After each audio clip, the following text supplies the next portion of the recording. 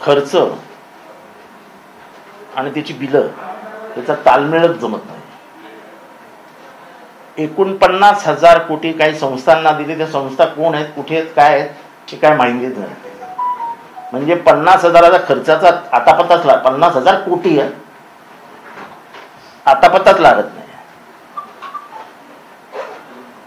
त्यामुळे विकासाच्या कामाला पैसा नाही, खर्च करायला पैसा नाही, अशी अवस्था महाराष्ट्र सरकारची झाली आहे. हे आता cat slam states rising financial stress म्हणजे कॅगनी सूचना दिलेली आहे की आर्थिक तणाव महाराष्ट्रात आहे, आर्थिक परिस्थिती बिघडलेली आहे आणि त्याच्याकडे गांभीर्याने लक्ष द्या.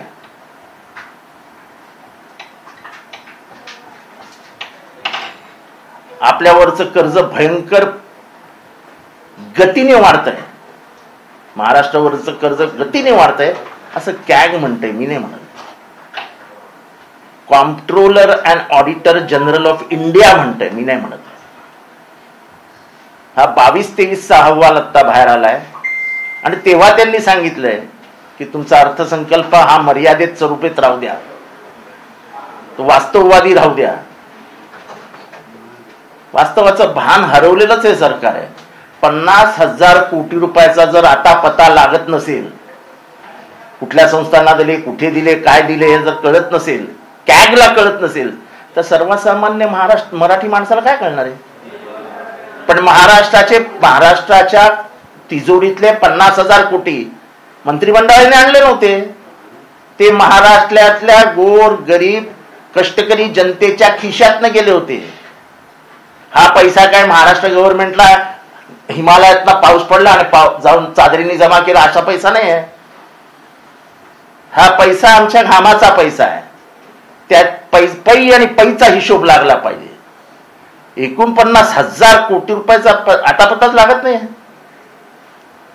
देणे घेणे याचा आतापत्ताच लागत नाही. काम किती जर लिहिलं, बिलं कितीची दिली, काही आतापत्ता लागत नाही. आणि काय त्यांना गंभीरताही नाही असं कॅगचं म्हणणं आहे. हे गंभीर आहे प्रकरण. 50,000 कोटीचा हिशोब न लागणं, या आर्थिक बेशिस्तीबद्दलही कॅगनी ताशेरे ओढलेत. हे सर्वसामान्यांचं सरकार आहे. त्या सर्वसामान्यांच्या हातातले 50,000 कोटी रुपये गेले कुठे? कॅगला तुम्ही बेशिस्त आहात असं का म्हणावं लागतंय? वास्तववादी अर्थसंकल्प मांडा असं कॅगला का म्हणावं लागतंय? आम्ही नाही म्हणत आहे. या देशातली अकाउंट्स मधली सर्वात मोठी बॉडी म्हणते.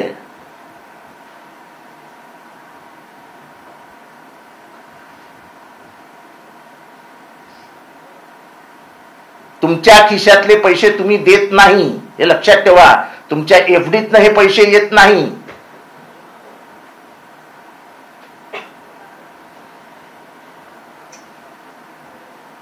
जे हजार 2,000 कोटी रुपये तुम्ही वाटतात ना आमदारांना, ते कुठनं आणणार आहेत ते सांगा आता, जेव्हा कॅगने हा अहवाल काढलाय.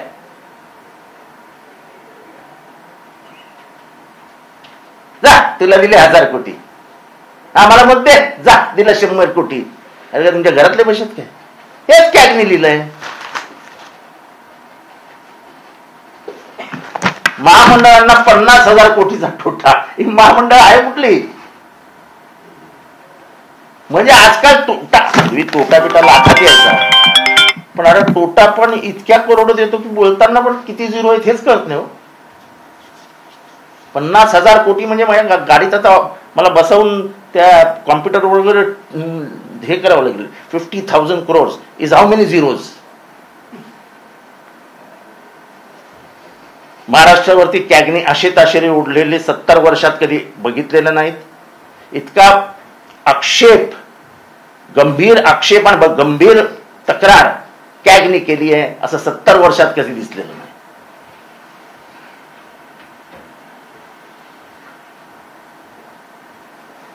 चौसष्ट वर्षात टू बी प्रिसाइज. महाराष्ट्राचे अर्थमंत्री अजित पवार आहेत. शिस्तीच्या बाबतीत त्यांचा कोणी हात धरत नाही असं देखील म्हटलं जातं. असं असताना हे अशा पद्धतीने बेशिस्त वागणूक. आता कॅटच म्हणलंय की तुम्ही बेशिस्त वागता तर त्याला काय करणार ना. असं मला वाटतं की त्यांच्याकडनं शिस्तभंग झाला नसावा. अभी डरता क्या नहीं करता.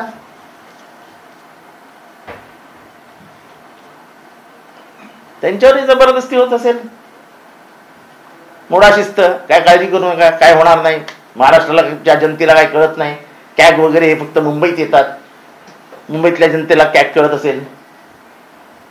बाकी पुणे, नाशिक, विदर्भ, मराठवाड्यातल्या ज्या गावातल्या लोकांना काय कळतंय. आपण 50,000 कोटी खाल्ले काय नाही, 1,00,000 कोटीचा हिशोब लागला नाही तर काय फरक पडतोय. हे कळत नाही की हे पैसे त्या ग्रामीण जनतेच्या अर्थकरणातच येतात. ते त्यांचे पैसे, घामाचे पैसे तुम्हाला टॅक्स रूपाने देतात, ते लुबाडण्यासाठी देत नाहीत.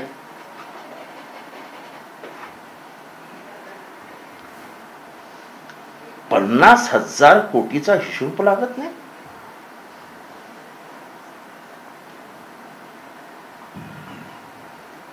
इकडे 50,000 कोटींचा हिशोब लागत नाही, दुसरीकडे कंपन्या देखील तोट्यात आहेत. महाराष्ट्रातले, मुंबईतल्या जे काही रस्ते कॉन्क्रिटीकरण असेल किंवा अनेक प्रोजेक्ट दिलेले पैसे आहेत, त्या कॉन्ट्रॅक्टरांचे, त्या कर्मचाऱ्यांचे पैसे गेलेले नाहीत. त्यामुळे काम पगार होत नाहीयेत. एसटी कर्मचाऱ्यांचे पगार झालेले नाहीत. त्यांच्या बायकांनी आंदोलन करायचं ठरवलेलं आहे. त्या लाडक्या बहिणी नाहीत तुमच्या. लाडक्या बहिणीच्या घरी नवऱ्याचा पगार पाठवायचा नाही, त्याला काय अर्थ आहे.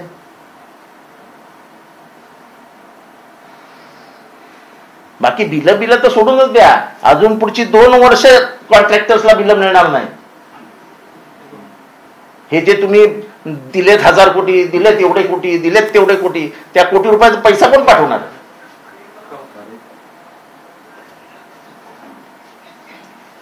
त्याची बिलं कोण काढणार. सर, हे जे एवढा घोटाळा करत आहे याच्यामध्ये कमिशनचा मोठ्या प्रमाणात या ठिकाणी 30%. Government is non for 30-40%. असा आता एक टेंडर निघणार आहे. आता निघेल थोड्या दिवसात. खरं जमिनीचं अधिग्रहण केल्याशिवाय टेंडर काढू नये असा CVCचा स्पष्ट आदेश आहे, स्पष्ट आदेश. पण जमिनीचं अधिग्रहण न करता जवळजवळ 75,000 कोटी रुपयाचं टेंडर निघणार आहे. सर, तो वसई अलिबाग कॉरिडॉर आहे ना, त्याच्यामध्ये खोट्या अशा टपऱ्या उभारून ठेवल्या आहेत. त्याच्यात काहीतरी ह्या गौशाला होत्या, तिथे कोंबड्यांचं काहीतरी घर होतं, असं काय काय उद्योग करून ठेवले. आणि आता त्याच्यातनं ते 4 पट जमिनीच्या तुम्हाला मिळतं. आता हे कोण करणार आहे हे काय वेगळं सांगायला नको. म्हणजे फक्त लुटायचीच कामं आहेत. त्याशी मी नाव पण सांगितलेली. जेवी काय त्याचं नाव, सगळे कॉन्ट्रॅक्ट घेतो तो. जीविके नाही,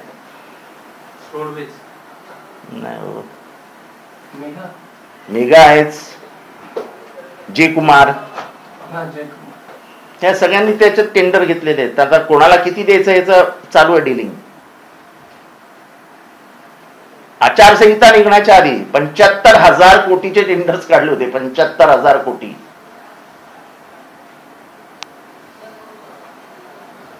आणि आता तर म्हणजे टेंडरचा पाऊस पडेल पुढच्या 2 महिन्यात. आचारसंहिता येईपर्यंत असे टेंडर निघतील धडाधड. खिशात पैसे किती आहेत माहित नाही. टेंडर काढायला जातं काय, एक जाहिरात द्यायची असते, ती जाहिरात गव्हर्नमेंट देतं, त्यामुळे ते स्वस्तात पडते जाहिरात. पण आता आज सगळ्या पेपरला फ्रंट पेज जाहिराती आहेत पैशाच्या, काहीतरी कामं पूर्ण केली वगैरे. हा पैसा आहे कुठे ते तर दाखवा आम्हाला एकदा. निवडणुकीमध्ये हा पैसा वापरतो. 30% किती झाले माहिती का तुम्हाला. 10,000चे 30% म्हणजे किती झाले.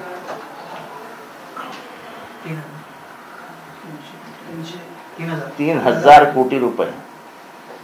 288 मतदारसंघ आहेत फक्त. म्हणजे निवडणूक हरण्याची भीती आहे आणि त्यामुळे पैशांचा वापर करण्यासाठी अशा प्रकारचे म्हणून तर घाबरलेला अर्थसंकल्प म्हणजे भेदरलेल्या मानसिकतेतले अस्वस्थ सत्ताधाऱ्यांचा अर्थसंकल्प आहे. आणि हे कालपासून जे सुरू केलं ना, विधान परिषद जिंकली, अब विधानसभा जितेंगे. विधान परिषद तुम्ही पैशाचा जुगार खेळून जिंकली. तुम्ही आमदारांना 5 कोटी 100 कोटीचे कामं, 5 कोटी कॅश आणि 100 कोटीची कामं देऊ हे आमिष दाखवून त्या आमदारांना वोट करायला लावलं. ते आमदार तुम्ही विकत घेऊ शकता, जनतेला नाही विकत घेऊ शकत. उद्या परवा नावं फुटतील, या आमदारांची हालत काय होईल बघा गावामध्ये. त्यांना रस्त्यावरून फिरणं मुश्किल करून टाकतील जनता. जनतेला गद्दारी आवडत नाही. मी निवडून दिलेला आमदार, माझ्या मतावरती निवडून आलेला आमदार 5 कोटीला स्वतःला विकतो, हे जनतेला अजिबात आवडत नाही. 100 कोटी मिळाले विकास निधी.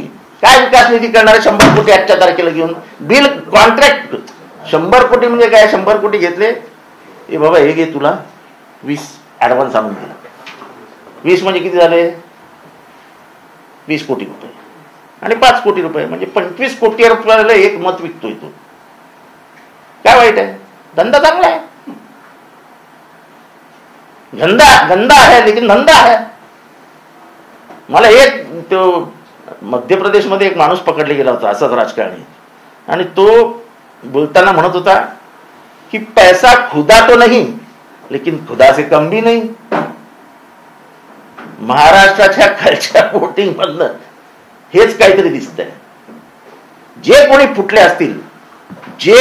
फुटले असतील त्यांना मी तेथील जनतेला, या मतदारसंघातनं निवडून आलेत त्यांना आव्हान करीन की ह्यांना जोड्याने मारा. जर पक्ष निष्ठा सांभाळता येत नसेल, या पक्षाने तुम्हाला मोठं केलं त्यालाच ऐन क्षणी घात करणार असाल, रात्री जेवणार असाल त्या पक्षाचं, एवढी नमखरामी करणाऱ्याला सोडू नका. हे सगळं बोलताना वाईट वाटतं. मी पण एक आमदार आहे, पण आपल्याला स्वतःला विकूनच टाकायचं आणि घरातलं जेवायचं आणि नमखरामी करायची.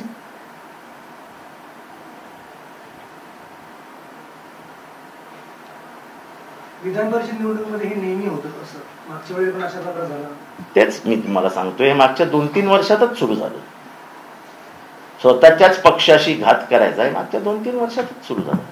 आणि तो घात केल्यानंतर हा अर्थसंकल्प का असा निघतोय, म्हणजे हे का बोलावं लागतं कॅगला? तर एकेका आमदाराला टिकवण्यासाठी, बाबा तू माझ्या बाजूला बसून राहा, जाऊ नको रे, हे घे तुला 1000 कोटी तुझ्या विकास निधीमध्ये.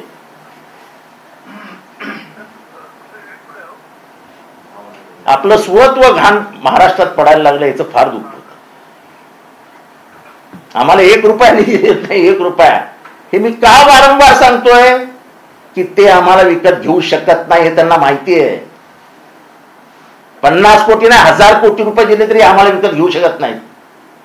आणि त्यांना माहिती आहे यांना निधी देऊन सुद्धा ते आपले होणारच नाहीत, आपल्या वर्मावरच बोट ठेवणार आहेत, म्हणून देत नाही आम्हाला निधी. आणि म्हणून आम्ही महाराष्ट्राच्या जनतेला वारंवार सांगतोय की आम्ही विरोधी पक्षातले आमदार जे आजही त्यांच्या गळ्याला लागत नाहीत, त्यांना 1 रुपयाही मिळत नाही.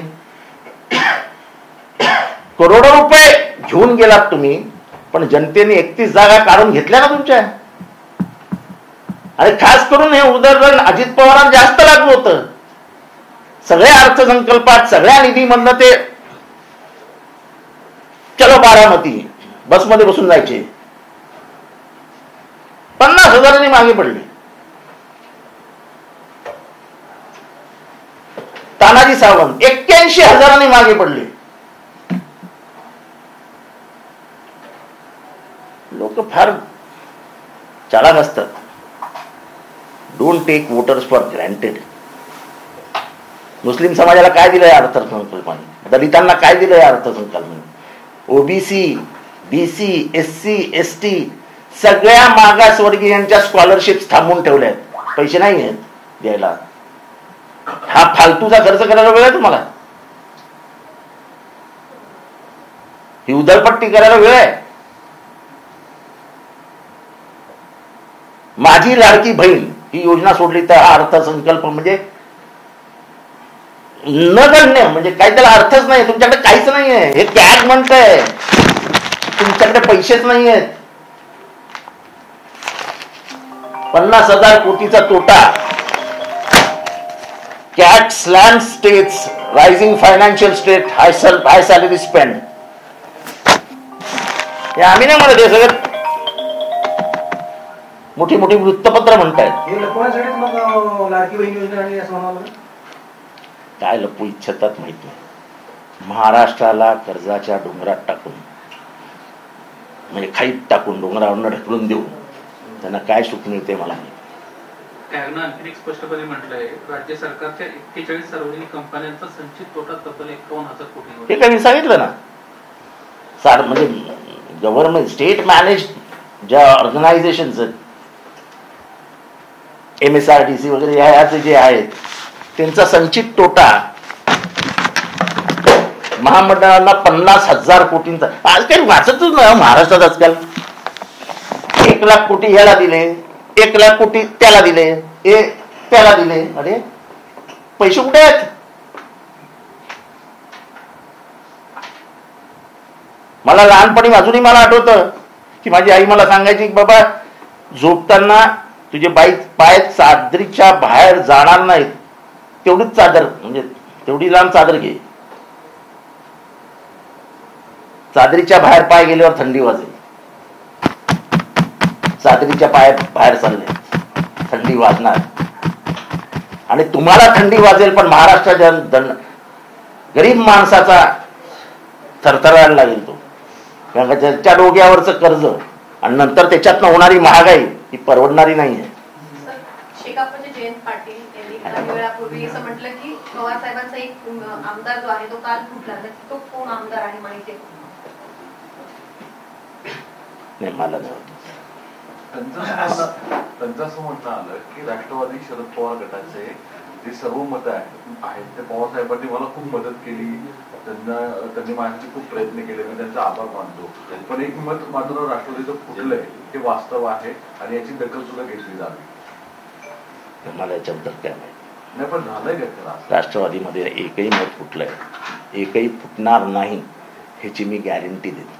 नाही, पण मग आता दुसरीकडे असं ऑब्लिगेशन केले जात आहेत की तुमचे मित्र पक्ष असणाऱ्या काँग्रेसकडनं आणि उभाटाची सुद्धा मतं फुटली गेलेली आहेत, आणि हे वस्तुस्थिती समोर पहिल्या. हे बघा, मी इतर पक्षांबद्दल काहीही बोलत नाहीये. मी माझ्या पक्षाची गॅरंटी देऊ शकतो की आमचं एकही मत फुटलेलं नाही. अजित पवार आज दिल्ली दौऱ्यावर गेलेत, अमित शहाची भेट घेतली आहे. उपमुख्यमंत्री आहेत, ते कुठेही जाऊ शकतात. भाजपच्या वेगवेगळ्या नेत्यांची भेट घेत आहेत. त्यांचं काय प्लॅनिंग असेल भाजपत वगैरे जाण्याचं तर आपल्याला काय. महाविकास आघाडी आणि महा इंडिया आघाडीचे अत्यंत महत्वाचे नेते जयंत पाटील हे पडणं खरंच धक्कादायक आहे. ते पडणं धक्कादायकच आहे. मी त्याच्यासाठी पत्रकार परिषद नाही घेतली ना सर. एक गोष्ट मी एका विशिष्ट कारणासाठी पत्रकार परिषद. सर, एक गोष्ट पाहायला मिळत आहे की राज्यांमध्ये जे कामं झाले त्यामध्ये समृद्धी असो, अटल सेतू या मोठ्या प्रमाणात मोठ्या भेगा पडत आहेत. हे 30% कमिशन खोरीमुळेच ह्या सगळ्या भेगा पडत आहे असं एक कमिशन आलं की क्वालिटीवर परिणाम होतो, हे जगमान्य सिद्धांत आहे. त्या सिद्धांतापासून कोणीच लांब पडलेलं नाही. आणि अजून तर खूप टेंडर तुम्ही असे बघाल की ते टेंडर खरं आहे 100 कोटीचं, निघतंय 1000 कोटीचं. का नाही होणार आहे सगळं एकच कॅगमध्ये? का नाही येणार आहे सगळं देऊन? कारण खर्चाचा तालमेल जमतच नाही, हे स्वतः कॅग म्हणते. काल सभागृहामध्ये एका आमदारांकडे पैसे दिले आहे, ते टोकन मनी म्हणून त्याचा वापर करण्यात आला होता का त्या पैशावरचा नंबरचा? सभागृहात काल एका आमदारांकडे मला वाटत नाही त्या मॅडमची तब्येत खराब होती आणि औषधं आणण्यासाठी तिने ते पैसे दिले होते. उगाच खोटे नाटे नरेटिव्ह पाठवणं आणि करणं हे माझ्या स्वभावात बसत नाही. जे वास्तव आहे त्याला बीजेपी नरेटिव्ह म्हणते. बहुजनांच्या शिक्षणाच्या आड येणं हे वास्तव आहे, त्याला ते नरेटिव्ह म्हणतात. मनुस्मृती आणून ह्या बहुजनांना आणि महिलांना या महिलेला तो म्हणजे फक्त ती व्याभिचार करायलाच जन्माला आली असं मनू म्हणतो. त्या मनूला तुम्ही लॉ मनूचा कायदा दिल्लीत शिकवायला निघाले. विद्यार्थ्यांनी विरोध केल्यावर मागे घेतला. आता सुद्धा तुम्ही मागे घेतला. पण तुमचा मंत्री आधी बोलून बसला होता की 4 चांगले श्लोक आम्ही घेणार आहोत.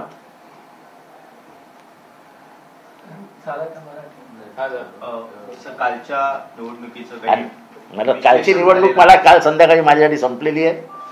आता पुढचं आपलं काम सुरू करूया. झाली मिरवणूक झाली. सर एक मिनिट, फक्त शेलार यांचा एक दावा त्यांनी आज केलेला आहे पत्रकार परिषदेमध्ये. त्याच्यामध्ये त्यांनी स्पष्ट आरोप केलेले आहेत की एका बाजूला उबाठा आणि शरद पवार राष्ट्रवादी या दोघांनीच जयंत पाटील यांना अडचणीत आणलं, फक्त उभा केलं, मतं मात्र त्यांची दिली नाही. त्याच्यामुळे या दोन्ही पक्षांची मतं फुटल्याचा दावा त्यांचा आहे. आणि या प्रक्रियेमध्ये तुम्ही होतात म्हणून हे स्पष्ट प्रश्न आहे. असं आहे की माझ्या पक्षापुरतं बोलायचं झालं, एकदा साहेबांनी सांगितलं की ती आमच्या दृष्टीने काळ्या दगडावरची पांढरी रेष आहे. त्यामुळे आमच्या मताबद्दल शंका घेणं हे चुकीचं आहे. आमच्यातला एकही माणूस फुटलेला नाही आणि आम्ही सगळे पवारसाहेबांच्या घरी जाणारी माणसं आहोत. जाताना लाज नाही वाटणार काय? म्हणतं खाईल स्वतःच. त्यामुळे मी खात्री देतो की आमच्यातला एकही माणूस फुटू शकत नाही. सर सकाळनं सर्व्हे केलाय, त्यामध्ये राज्यात पुन्हा एकदा महाविकास आघाडी सरकार बनवू शकतं अशा पद्धतीचा जो काही त्यांचा अंदाज आहे तो वर्तवण्यात आलेला आहे. मात्र उद्धव ठाकरे आणि देवेंद्र फडणवीस हे समसमान पातळीवरती दाखवण्यात आलेले आहे. तुम्हाला वाटतं का विधानसभा निवडणुकीच्या अनुषंगाने तसं एक परिस्थिती राज्यामध्ये निर्माण होईल? आम्ही 175च्या वरती जागा जिंकू ह्याची आम्हाला खात्री आहे. आणि काल जो आमदार फोडाफोडीचा प्रकार झाला आणि ज्या रकमा बाहेर येत आहेत 5 कोटी 10 कोटी, त्याच्यातनं महाराष्ट्राची जनता अजून अस्वस्थ होईल की ह्या राजकीय संस्कृती जी यशवंतराव चव्हाणांनी महाराष्ट्रात निर्माण केली होती त्याला तलवारीची कापून तुकडे तुकडे करून यांनी फेकून दिले. समाजकरण, हे करण ते करण सगळं बाजूला ठेवा, चाललंय फक्त अर्थकरण. साहेब, याला जोडून एक प्रश्न आहे की ज्या पद्धतीने उद्धव ठाकरेंना मुख्यमंत्री पदासाठी म्हणून पसंती मिळते, असं वाटतं तुम्हाला महाविकास आघाडीने त्यांना चेहरा दाखवला? वेळ नाही सगळं ठरवायला, ती वरची लोक ठरवतील. मी फक्त मी वाचतो सकाळी, ते दुपारी येऊन बोलतो. माझं व्यक्तिगत मी त्याला मताला किंमत शून्य आहे. मला मुख्यमंत्री व्हायचं करतील. पवारसाहेब म्हणतात की 225 माझं मत काय किंमत आहे काय? सर 225 पेक्षा 225 जागा पवारसाहेबांचा दावा आहे. पवारसाहेबांचा दावा असेल तर 100% खरा. 225 जर ते म्हणत असतील तर त्यांचं कॅल्क्युलेशन झालेलं आहे. मला माहित नाही ना 225 म्हणाले ते. नशिबाने तुम्ही सांगितलं 100% खरं. विचारो तुम हिंदी में पूछना भाई. विचारा फटाफट. हिंदी में पूछो ना यार, क्या कर रहे हैं? सर फिलहाल जो कैग ने बहुत गंभीर रूप से उन्होंने कई रिमार्क दिए हैं, उसमें जो एक डिसिप्लिन फाइनेंशियल होनी चाहिए राज्य में दिखती नहीं है. जो रेवेन्यू खर्च है उसमें कहीं तालमेल नहीं है. कहीं कैसा है, ये इनडिसिप्लिन सरकार है और इसलिए वो कहते हैं कि कहीं तालमेल ही नहीं नजर नहीं आता है. डिस्ट्रीब्यूशन आणि रिसिट्स ह्यांच्या म्हणजे तालमेल कहीं है ही नहीं. और रही बात तो वो बोले 50 करोड़ रुपए का हिस्सा, 50,000 करोड़, 50 करोड़ 50 खोके वो दिल में बैठा है ना, तो 50,000 करोड़ 50,000 करोड़ का हिसाब ही नहीं लग रहा है. 50,000 करोड़ रुपए का हिसाब न लगना इसका मतलब क्या हो गया? अच्छा, उन्होंने कहा है कि महामंडल जो विविध महामंडल है वो 50,000 करोड़ के लॉस में है, यानी 1 लाख करोड़ रुपया. समझ नहीं पा रहे किधर जा रहा है. उन्होंने कहा है कि हम कह रहे हैं और लगातार कहेंगे कि अर्थ संकल्प वास्तववादी करो. ये जो पैसा बांटने का काम करते ना कि फूटे हुए आमदार कहीं भाग ना जाए, ले तेरे को 1000 करोड़, ले तुझे 2000 करोड़, वो 1000 करोड़ रुपया जाएंगे क्या? काम के लिए जाएंगे? पैसे ही नहीं तुम्हारे पास. कागज के घोड़े रहते उसको दौड़ाने का काम कर रहे हैं। दूसरा सवाल ये है कि कल के जो चुनाव के नतीजे आए हैं उसको लेके महाविकास आघाड़ी जो कोई कहा जा रहा है कि ये बहुत हवा में थे, अभी हमने इनको जमीन पे ला दिया, ऐसा है। महायुति बहुत आगे जाएगी और यही डिसिप्लिन दिखेगा। यही बात मैं हमेशा दोहराता हूं, तुम आमदारों को खरीद सकते हो, जनता को नहीं। तुम्हारे पास 41 ने आज की तारीख में 207 आमदार है। तुम्हारी इतनी बड़ी ताकत होते हुए भी तुमको लोकसभा में लोगों ने क्यों पराजित किया? क्योंकि जो तुम्हारी मगरूरी है, जो गुरूर तुमको आया है, हम पैसों से कुछ भी खरीद सकते हो। एक आमदार को तुम 25-50 करोड़ रुपया देके खरीद सकते हो, जनता को नहीं खरीद सकते हो। और मैं गारंटी से बोलता हूं, खास करके कल के दिन में जो हुआ है और जिन आमदारों ने गलती की है, वो आमदारों का नाम जब पता चलेगा, जनता उनको जूते से मारेगी, जूते से।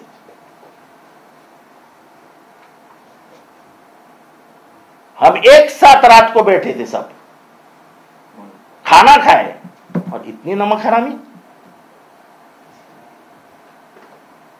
लेकिन इसका अंदेशा तो कैलाश गोरंट्याल जैसे जो कांग्रेस के विधायक है तो पहले से ही बता रहे, चुनाव के पहले से ही तो अंदेशा बता रहे, कैसा हो सकता? देखो ऐसा है, मैं बहुत लगाव रखता हूं पार्टी से। मुझे लगता है हर आदमी को ऐसा ही लगाव होगा पार्टी से, तो मैं कभी किसी के बारे में संशय नहीं लेता। मैं शक के नजरिए से कभी भी उनको नहीं देखता। लेकिन ये जब होता है तब दिल टूट जाता है कि पार्टी ने हमको क्या नहीं दिया, हम कौन थे, हमारा अस्तित्व क्या था, हमारे माँ बाप का नाम भी नहीं मालूम था गांव में, वो सब हमें पार्टी ने दिया है। उस पार्टी से नमक हरामी करते हुए जरा भी शर्म नहीं आती है, जरा भी लज्जा नहीं लगती है क्या? पत्थर दिल है क्या? दिल नहीं है आपको? दूसरा फिर ये सवाल ये भी होता है कि जिन जयंत पाटिल को आप सपोर्ट कर रहे थे, वो भी अब एक शक निर्माण कर रहे हैं कि एक वोट जो राष्ट्रवादी का था वो भी, मैं गारंटी देता हूं राष्ट्रवादी का एक भी वोट फूटा नहीं है। उनके मन में तो शक कैसे हो जाएंगे? मैं उनका मन नहीं जानता हूं ना, मैं उसके मन में नहीं हूं ना, अंदर जाके देखा नहीं हूं। पर जहां तक मुझे पूछोगे, मैं 100% गारंटी के साथ कहता हूं कि हमारा एक भी वोट फूट नहीं सकता है।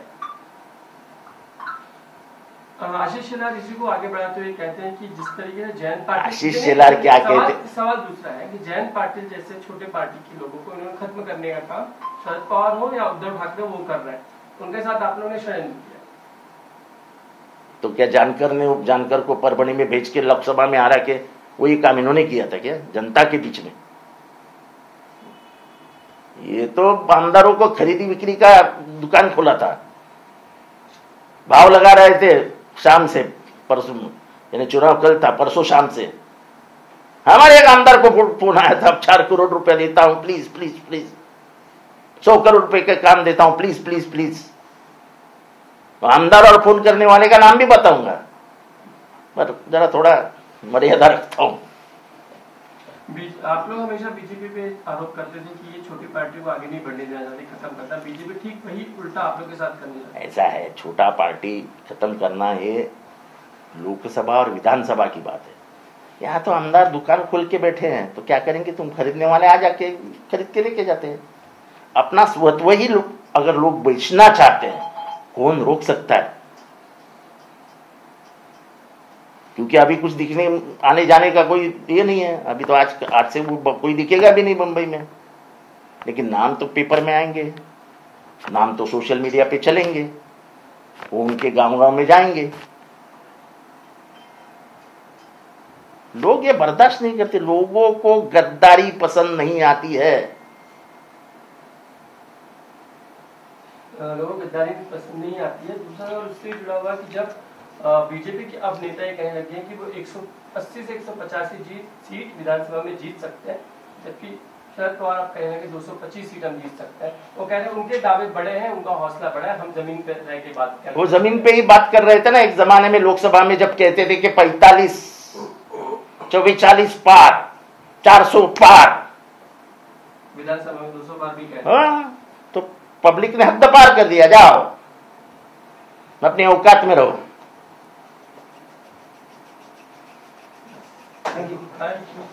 सर ते 25 जूनला संविधान हत्या दिन म्हणून आता भाजप साजरा करणार असं नोटिफिकेशन काल केंद्राने असं आहे की झालेल्या चुकीबद्दल इंदिरा गांधींनी देशाची माफी मागितली होती। तेव्हाची राजकीय परिस्थिती याचा व्यवस्थित अभ्यास करायला हवा। नवीन जनरेशनला तेव्हा काय झालं, कशामुळे झालं याची काहीही कल्पना नाही। इंदिरा गांधी तशा का वागल्या याला एक बाजू आहे। ठीक आहे, इमर्जन्सीचा मी देखील विरोधक आहे, पण त्या बाईंनी मोठ्या मनाने, इंदिराजींनी मोठ्या मनाने देशाची माफी मागितली आहे। राजीव गांधींनी त्याच्यासाठी माफी मागितली होती। आणि कधीचा इतिहास म्हणजे 75 25 आणि जवळजवळ 50 वर्षानंतर तुम्ही हे जाणून बुजून तुम्ही संविधानाला धोका निर्माण करत होता, असं जेव्हा जनतेला संशय आला तेव्हा तुम्ही हे करताय। तुमचं संविधान तयार होतं, तयार, फक्त 400 पार आणि संविधान दुसऱ्या दिवशी आणलं असतं टेबलावरती। अहो तुम्ही मनुस्मृतीचा विचार करायला लागले होते संविधान काढणार म्हणून। संविधान लॉ कॉलेजला शिकवायला निघालेले तुम्ही संविधान काढणार म्हणून मनुस्मृती। संविधानाची हत्या त्याच दिवशी झाली, ज्या दिवशी 1950 साली जेव्हा संविधानाला आम्ही विरोध करू असं ऑर्गनायझर मध्ये छापून आलं।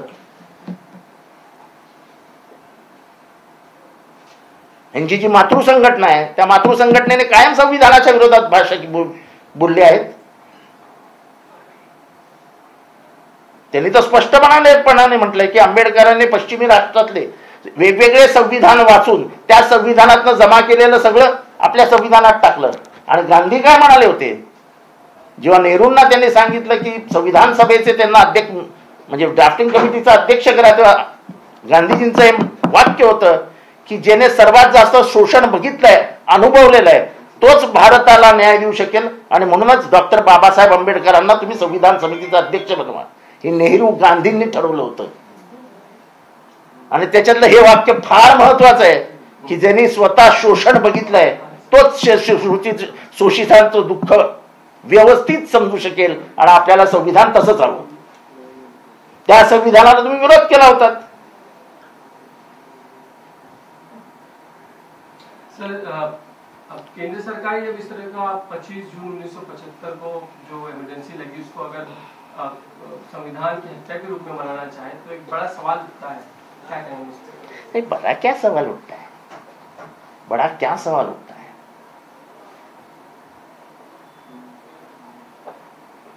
जिस गलती की माफी मांग चुके हैं, जिस गलती को जनता ने जवाब दिया 77 में, इंदिरा गांधी खूब हार गई राजनारायण के सामने। राजनारायण समाजवादी पक्ष के थे, समाजवादी विचारों के थे। उनका कुर्ता पैजामा भी देखो तो कभी सही नहीं रहता था, उसको कभी इस्त्री भी नहीं करते थे। ऐसे लीडर्स थे। वो बिना 1 रुपया खर्चा किए उन्होंने इंदिरा गांधी को 1,75,000 वोटों से हरा दिया था। तब लोगों ने खूब बदला लिया ना, उसका खूब बदला लिया। पर जब तुमने द्वेष और सूड की राजनीति शुरू की, जब तुम इंदिरा गांधी के पीछे पड़ गए, सब उसमें बीजेपी, तभी बीजेपी नहीं थी, जनसंघ जनता पार्टी में विलीन हो चुका था। जब जनता पार्टी के सभी नेताओं ने इंदिरा गांधी को फंसाने की कोशिश की, अटकाने की कोशिश की, जेल में डालने की कोशिश की, तब इसी भारतीय जनता ने उसको जवाब दिया और 1980 में 350 सीट जीतकर इंदिरा गांधी फिर से सत्ता पे आ गई। ये भारतीय जनता, इसीलिए मैं उसके ऊपर विश्वास रखता हूं, ये सत्ता की मगरूरी नहीं चलने देता है। जब इंदिरा गांधी ने उसको दिखाया तो उन्होंने उसको जमीन पे लाया, पर जब इन्होंने दिखाने की शुरुआत की तो उनको बाहर रखा। ये भारतीय जनता है।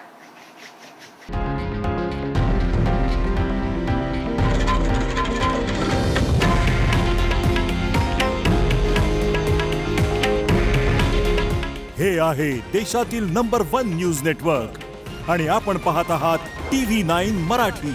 काळजी तुमची, हित महाराष्ट्राचं.